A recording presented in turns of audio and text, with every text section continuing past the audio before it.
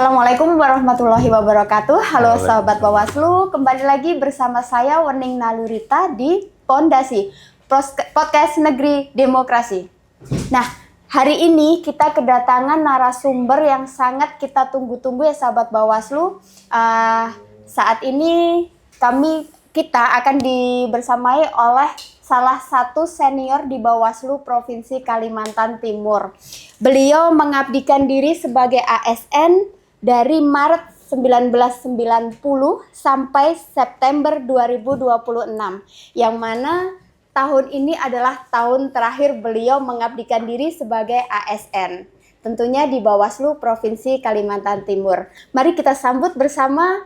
Selamat sore Bapak. Selamat sore Mbak Weni. Bapak Agus. Ya. Izin Bapak boleh disapa sahabat Bawaslu Bapak sebelum kita berbincang-bincang santai. Selamat sore sahabat Bawaslu. Terima kasih atas kesempatan yang diberikan. Ya sahabat Bawaslu, sebelum kita mulai podcast mungkin kita sedikit mengulik ya perjalanan Bapak Agus selama menjadi ASN di Bawaslu Provinsi Kalimantan Timur. Bapak, gimana pengalaman Bapak nih sebelum kita menceritakan perjalanan yang mulai dari Maret ya Bapak ya, 1990 sampai 2026 ini ya Pak ya, yang mana tahun ini itu tahun terakhirnya Bapak mengabdikan diri sebagai ASN, seperti itu Bapak. Bagaimana Pak untuk perjalanan sebelum sampai di titik ini? Terima kasih atas pertanyaannya. Jadi kalau feedback ke belakang bahwa saya selaku ASN ditugaskan di Bawaslu ini sejak Februari 2020, tahun 2020. Namun perjalanan untuk sebagai pegawai di Bawaslu itu memang sangat liku-liku ya. Jadi perjalanannya sebelum saya di Bawaslu, saya mengabdikan diri di pemerintah daerah Kabupaten Kutai Kartanegara. Jadi selama saya sebagai PNS, ASN itu ya kurang lebih 30 tahun itu sebagai pegawai Pemkab Kutai Kartanegara. Nah, pada tahun 2019 saya mendapat kesempatan untuk ikut fit and proper test itu di Bawaslu dan diterima dan ditempatkan sebagai Kepala Bagian Administrasi di Bawaslu Provinsi Kalimantan Timur. Nah, sampai dengan sekarang, jadi saya akan mengakhiri purna tugas saya sebagai PNS ASN di Bawaslu Provinsi Kalimantan Timur. Mungkin itu, Mbak. Iya, tentunya berarti sebelumnya di Pemda ya Pak ya, Iya, di betul. Kukar. Nah, boleh diceritakan sedikit Bapak perjalanan itu cukup lama juga ya Pak ya di Pemda. Nah, itu bagaimana itu Bapak? Lika-likunya ketika di Pemda dengan yang saat ini di Bawaslu itu Pak? Sebetulnya kalau penugasan itu kita sebagai ASN itu kan taat kepada aturan dan loyalitas untuk ditempatkan dimanapun berada ya. Sebagai ASN itu ketika kita sebelum diangkat sebagai PNS itu kita menandatangani kontrak untuk bersedia ditempatkan di seluruh wilayah Indonesia. Nah, pada waktu saya menerima surat penugasan itu sebetulnya kalau sebagai PNS-nya itu saya memulai dari bawah ya, dari golongan 2, terus saya kuliah dan sampai diangkat golongan 3, kuliah lagi dan bisa menduduki sampai dengan golongan 4. Jadi dan insya Allah terakhir di purna tugas saya tertingginya di pembina utama muda 4B begitu. Jadi kalau untuk penugasan memang saya ditugaskan juga pertama itu di kantor camat ya, di kecamatan yang saya belum pernah ke situ. Dan pada waktu ditempatkan itu saya langsung melihat peta. Karena pada waktu itu transportasi komunikasi sangat terbatas dan yang ke sana ke kecamatan itu hanya melalui sungai dan ya tidak ada komunikasi, hanya melalui sungai. Dan saya setelah itu pindah lagi dari kecamatan lagi, setelah itu di kabupaten begitu. Oh, begitu. Jadi cukup panjang ya Pak ya perjalanan dari Iya. Pemda sampai di Bawaslu Provinsi Kalimantan Timur. Tentunya peningkatan pendidikan itu juga penting ya Pak ya. Penting. Nah, itu juga mempengaruhi peningkatan kita terhadap setiap kali peningkatan Bapak, misalkan dari golongan 2 sampai saat ini menjadi pembina gitu ya Pak ya, Ya, nanti untuk golongan 4 ketika ya. golongan 4 Pembina gitu. pembina muda kali ya. Pembina muda ya. Pembina Oke. apa? Pembina Iya. pembina tingkat 1 pembina muda ya. Cukup panjang ya Pak ya. Iya. Nah Pak, sebelumnya kan Bapak di Pemda nih, kemudian di 2019 Bapak di Bawaslu. Nah, itu gimana Pak perbedaan yang sangat signifikan dari Pemda, kemudian pemerintah daerah, kemudian di Bawaslu. Tentunya di ketika pemilu sibuk-sibuknya kita pengawasan ya Pak ya, itu bagaimana Pak? Sebetulnya saya kalau di pemilu tidak asing ya, karena saya pernah menjabat sebagai Kepala Sekretariat Panitia Pemilihan Kecamatan. Itu pada waktu itu awal reformasi kita melakukan pemilihan langsung di awal-awal itu, dan di situ kita membuat mensosialisasikan bagaimana pemilihan langsung itu dilakukan. Pada waktu itu saya lupa tahunnya, tapi waktu itu kita parpol itu sebanyak 45 partai politik peserta pemilu, dan itu kita harus mensosialisasikan kepada masyarakat untuk bagaimana masyarakat ikut berperan aktif dalam pemilihan gitu. Dan setelah itu pemilihan presiden wakil presiden secara langsung juga pada waktu itu saya lupa berapa pasang, yang jelas seingat saya pada waktu itu presidennya yang terpilih Presiden Susilo Bambang Yudhoyono. Nah, setelah itu saya berperan aktif di situ. Jadi kalau untuk penyelenggara pemilu, saya memulainya memang dari bawah, terlibat aktif langsung di masyarakat dan mensosialisasikan bagaimana masyarakat itu bisa ikut dalam pemilihan. Jadi ketika saya di Bawaslu memang bedanya adalah bahwa Bawaslu itu organisasi pemerintahan, kelembagaan yang memang pada waktu itu kurang bisa diketahui oleh masyarakat, karena orang taunya adalah kepada penyelenggaranya itu adalah Komisi Pemilihan Umum. Dan Bawaslu ini kan termasuk baru di penyelenggara yang sebelumnya ada ad hoc. Jadi yang temporer yang ada, dan setelah itu tidak ada lagi. Beda dengan KPU yang memang di awal itu sudah menjadi badan lembaga yang memang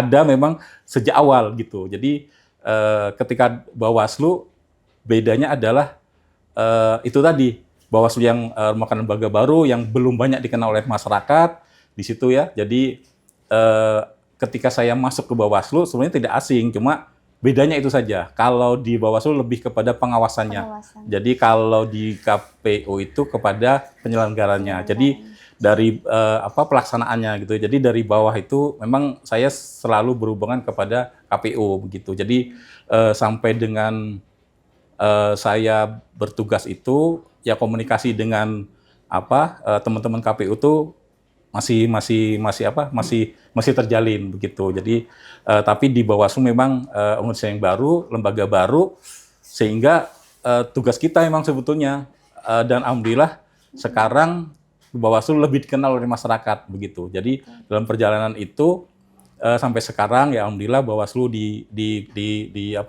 termasuk lembaga yang dipercaya gitu ya dan diperhitungkan oleh masyarakat. Mungkin itu. Jadi kalau penugasan itu sama saja penugasan. Jadi ya pengalaman itu memang sebagai guru kita ya untuk kita melaksanakan tugas-tugas yang bagaimana kita menghadapi ya internal atau eksternal begitu. Jadi kita lebih memperkuat internal dulu. Nah, setelah itu kita bisa tantangan eksternal bisa kita lakukan gitu. Tapi ya itu tadi penguatan sumber daya manusia kita dan penguatan mental spiritual itu sangat penting. Jadi pengalamannya di situ. Jadi apa ya? Kalau pengalaman yang lain-lain itu kurang lebih sama. Jadi saya juga di Pemda sebelumnya sudah banyak melihat daerah-daerah sebelum di Bawaslu ini. Jadi daerah-daerah lain gitu. Jadi kalau sudah ketika di Bawaslu itu lebih memperkaya khasanah pengetahuan saya khususnya di kepemiluan mungkin itu. Ya. Iya. Nah, kalau boleh saya simpulkan nih Pak, jadi untuk perjalanan dimanapun kita berada, Iya. Pertanggungjawaban sebagai ASN itu siap ditempatkan di mana saja. Betul Kemudian sekali. dimanapun kita ditempatkan itu Iya. harus siap dengan segala lika-liku yang Betul. ada. Dan jangan takut. Ditempatkan jangan takut, jangan khawatir. Walaupun tempat itu belum pernah kita kenal, kita datangi, tapi dengan kita bekal kita di pengetahuan kita, insya Allah kita akan diterima dan kita bisa mengabdi dimanapun kita ditempatkan, mungkin itu. Iya. Nah, menarik sekali nih, sahabat Bawaslu. Jadi kita di sini untuk podcast hari ini tidak mengulik terkait dengan teknis kepemiluan, tapi kita ingin lebih sangat menarik untuk gimana sih perjalanan Bapak selama 36 tahun. Ternyata yang mungkin sahabat Bawaslu kira di ASN itu hanya terfokus pada satu instansi saja. Ternyata bisa lintas instansi ya Pak. Betul. Ya. Kemudian harus siap ditempatkan di mana saja sebagai pengembangan, seperti itu ya, pengembangan karir tentunya. Nah Bapak, ini saya ingin tanggapan Bapak sih, ingin mengetahui tanggapan Bapak terkait Bawaslu Kaltim itu seperti apa Bapak. Bapak kan di sini bergabung dari 2019 ya. Iya. Mulai bergabung di sini, apakah dari dinamika yang berjalan sampai saat itu bagaimana Bapak? Ini di luar teknis ya Bapak ya. Mungkin yang Bapak rasakan, saya bergabung dengan Bawaslu Kaltim, mungkin dengan sistem kekeluargaannya, atau gimana yang menjadikan Bapak itu mungkin sangat berkesan selama di Bawaslu. Sebetulnya itu tadi. Jadi ketika kita ditempatkan itu semuanya berkesan gitu ya. Karena saya juga di awal karir itu dari golongan 2 sampai dengan sekarang gitu, sampai dengan nanti insya Allah punya tugas di 1 September gitu. Dan memang kalau di Bawaslu ini lebih berkesannya banyak dinamika dan pengalaman pekerjaan yang kadang-kadang kita itu tadi, kalau kita kemampuan kita itu, kita harus selalu lebih memperdalam pengetahuan dan pengetahuan dan pengembangan diri kita. Karena dinamika di Bawaslu itu tidak hanya kepada kepemiluan begitu. Jadi hubungan ke masyarakat, hubungan ke lembaga, nah itu yang terkadang kita belajarnya dari yang lebih pengalaman begitu. Jadi pengalaman-pengalaman itu yang mengajarkan kita untuk kita bisa menghadapi tugas-tugas kita sehari-hari ya, tugas-tugas kita sehari-hari, khususnya kita lebih kepada untuk penegakan demokrasi, mungkin itu. Jadi kalau tugas-tugas lain, saya pikir sama saja gitu ya. Tugas-tugas administrasi, tugas-tugas kepegawaian, tugas-tugas pekerjaan sehari-hari. Karena kita juga punya tugas pokok dan fungsi, punya kewenangan. Tapi di luar itu yang memang tidak bisa kita pelajari dengan teori begitu. Jadi kita harus banyak wawasan dan harus banyak berinteraksi dengan pihak-pihak lain, mungkin itu. Jadi kalau hal-hal lain ya sama saja lah. Mungkin karena saya memulainya itu dari aparat yang terendah di pemerintahan terendah, pernah di kelurahan, kecamatan, sampai dengan kabupaten, sekarang terus di Bawaslu provinsi. Nah itu pengalaman-pengalaman yang memang kita dari bawah itulah, interaksi masyarakat itu yang sebetulnya yang kita butuhkan untuk di Bawaslu. Jadi tidak ada yang bisa membuat kita lebih lebih terampil, lebih dikenal itu selain kita diri sendiri.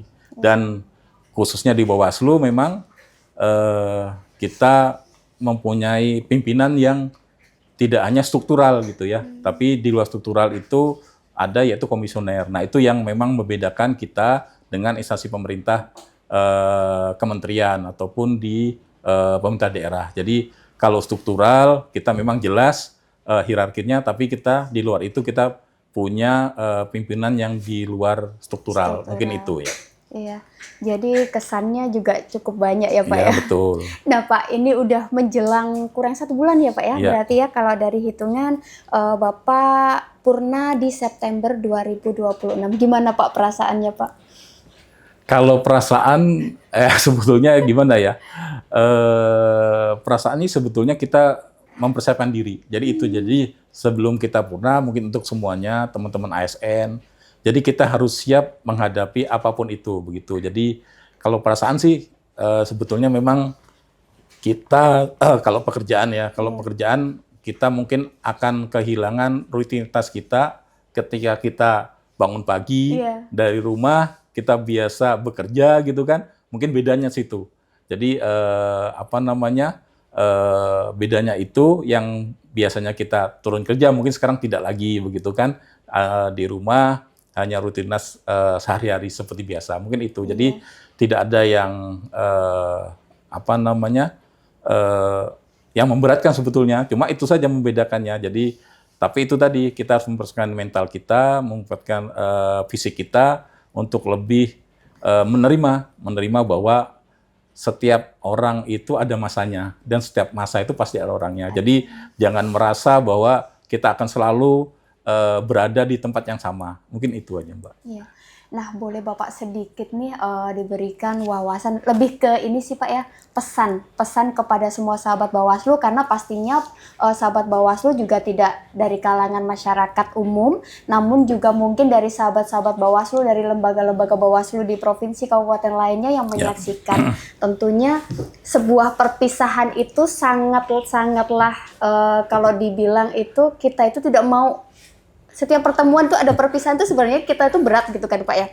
Nah, bolehkah Pak dikasih sedikit pesan ya, lebih ke pesan kepada kami, terutama kami junior ya. Kita memang Bapak kami kenal sebagai panutan juga, senior, disiplin yang kita lihat dari Bawaslu Kalimantan Timur, disiplin dari segi segalanya sih kita. Menurut kami yang ada di Bawaslu Provinsi Kalimantan Timur sebuah panutan. Sebagai panutan seperti itu, boleh diberikan pesan kepada kami ASN yang saat ini masih mengabdi di Bawaslu Provinsi Kalimantan Timur. Ya, khusus semua untuk sahabat Bawaslu, baik yang di dalam maupun yang di luar, bahwa yang jelas adalah kita harus selalu memperkuat sumber daya manusia kita. Jadi itu kita harus mengembangkan diri, banyak belajar, dan jangan takut menghadapi apapun dan dimanapun begitu. Jadi walaupun semuanya berproses, jadi semuanya harus berproses. Jadi kita jalani saja sesuai dengan koridornya dan kita jalani sesuai dengan fitrah kita gitu. Jadi jangan membuat bahwa diri kita itu seakan-akan yang paling diperlukan begitu ya. Jangan seperti itu. Jadi semuanya sama semua. Jadi saya juga pengalaman saya selama ini, walaupun juga nanti saya sudah tidak di luar secara pekerjaan, tapi saya masih bersedia untuk membantu teman-teman apabila ada yang ingin ditanyakan ataupun ingin memberikan masukan-masukan lah kepada khususnya teman-teman ASN dan untuk kemajuan demokrasi dan khususnya Bawaslu. Jadi itu saja pesan saya itu, jangan takut untuk menghadapi tugas apapun itu dan selalu belajar dan meningkatkan diri untuk kemajuan dan kemampuan kita, sumber daya kita, itu aja Mbak. Ya, terima kasih. Nah sahabat Bawaslu, berikut adalah pesan kepada kita semua, terutama ASN yang masih mengabdikan diri di instansi masing-masing, terutama di Bawaslu gitu ya Pak ya. Nah ini yang terakhir Bapak, harapan kepada lembaga Bawaslu Provinsi Kalimantan Timur untuk terakhir. Sebetulnya harapan saya sih Bawaslu ini tetap eksis ya. Karena kita tidak tahu bagaimana dengan kedepannya, karena banyak isu-isu liar yang berkembang di luar bahwa Bawaslu itu akan menjadi badan ini, badan itu gitu kan, akan dilebur sama KPU dan lain sebagainya. Kita tidak tahu itu, tapi saya berharap Bawaslu ini tetap sebagai lembaga yang mengawal demokrasi dan melakukan pengawasan dalam penyelenggaraan pelaksanaan pemilu. Jadi berharap Bawaslu tetap ada. Jadi harapan saya itu, dan kuncinya apa? Kuncinya adalah teman-teman yang di dalamnya harus itu tadi memperkuat diri dan memperkuat SDM-nya sehingga sehingga masyarakat itu percaya bahwa Bawaslu itu benar-benar melaksanakan tugasnya berdasarkan aturan perundang-undangan. Mungkin itu, Mbak. Nah, terima kasih Bapak atas waktunya pada Iya. sore hari ini, meluangkan waktu di detik-detik purna tugas ya Pak ya. Iya. Semoga ini dari pesan dari teman-teman juga di Bawaslu Provinsi Kalimantan Timur, kami mengucapkan terima kasih atas kesempatan hari ini. Kemudian terima kasih atas pesan-pesan yang sudah disampaikan kepada kami. Kemudian terima kasih juga Bapak telah mendampingi kami, yang mana dari kami ini ketika bertanya Bapak juga selalu siap, selalu membantu kami ketika kami menjalankan segala apapun yang berhubungan dengan kepemiluan seperti itu. Dan terima kasih kami ucapkan, semoga Bapak setelah purna tugas ya Bapak ya, semoga selalu diberikan kesehatan. Amin. Kemudian Bapak selalu diberikan perlindungan sama Allah. Amin. Kemudian apapun yang Bapak lakukan selain di kepemiluan atau di Bawaslu ini, semoga dimudahkan. Amin. Seperti itu aja. Semoga kita tidak terputus silaturahmi sampai di sini ya Bapak ya. Amin. Nah, terima kasih begitu sahabat Bawaslu, perbincangan kita pada sore hari ini. Begitulah, ada pertemuan pasti ada perpisahan. Tentunya kita tidak bisa melepas dengan tangisan ya. Kita tetap harus mendoakan beliau bahwa pengabdian selama 36 tahun itu tidaklah sebentar, tapi tetap beliau bersedia walaupun purna tugas juga telah disampaikan akan membantu teman-teman ASN di Bawaslu, terutama untuk apabila ada yang perlu ditanyakan bisa menghubungi beliau. Terima kasih banyak. Nah, sahabat Bawaslu, sekian dari saya. Saya pamit undur diri. Wassalamualaikum warahmatullahi wabarakatuh. Jangan lupa share, komen, dan subscribe. Bersama rakyat awasi pemilu, bersama Bawaslu tegakkan keadilan pemilu. Wassalamualaikum warahmatullahi wabarakatuh.